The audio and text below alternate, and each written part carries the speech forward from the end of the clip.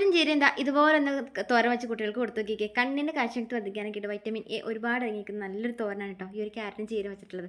കുട്ടികൾക്ക് ടിഫിൻ ബോക്സിൽ അതുപോലെ ചപ്പാത്തിക്കൊപ്പം കഴിക്കാം ആയിട്ട് കൊടുക്കാം. അതല്ല ചോറിൻ്റെ ഒപ്പം കൂട്ടാനായിട്ട് നല്ല ടേസ്റ്റാണ്. കഴിക്കാത്ത കുട്ടികളും കഴിക്കുക, അത്രയ്ക്ക് രുചിയുള്ള തോരനായിരിക്കും കേട്ടോ.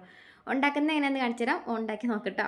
അപ്പോൾ ഞാനിപ്പോൾ ഇതുപോലെ ഒരു സവാള ചെറുതായിട്ടൊന്ന് അരിഞ്ഞ് ഒന്ന് വഴറ്റിയിട്ട് വെച്ചിട്ടുണ്ട്. പിന്നെ ആ വഴറ്റി വെച്ചേക്കുന്നതിലേക്ക് നമുക്ക് കുറച്ച് തേങ്ങയും അതുപോലെ ഒരു പച്ചമുളകും ഒരു ചെറിയ കഷ്ണം വെളുത്തുള്ളിയും കൂടെ കൂട്ടിയിട്ടൊന്ന് ഇട്ട് വഴറ്റി കൊടുക്കാം കേട്ടോ.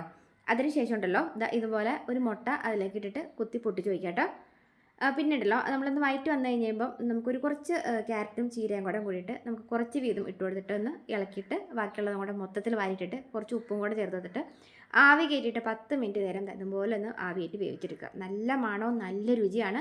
ചോറിൻ്റെ കൂടെ രാവിലെ കൊടുത്തുവിടാൻ എളുപ്പമാണ്. രാവിലെ ഇങ്ങനെ തോരൻ ഉണ്ടാക്കുന്നതെങ്കിൽ ചപ്പാത്തിയുടെ ഒപ്പം പുട്ടിൻ്റെ ഒപ്പം ഒക്കെ കഴിക്കാനായിട്ട് അടിപൊളി ടേസ്റ്റാണ് കേട്ടോ. ഉണ്ടാക്കി നോക്കിയിട്ട് എങ്ങനെയുണ്ടെന്ന് പറയണം കേട്ടോ.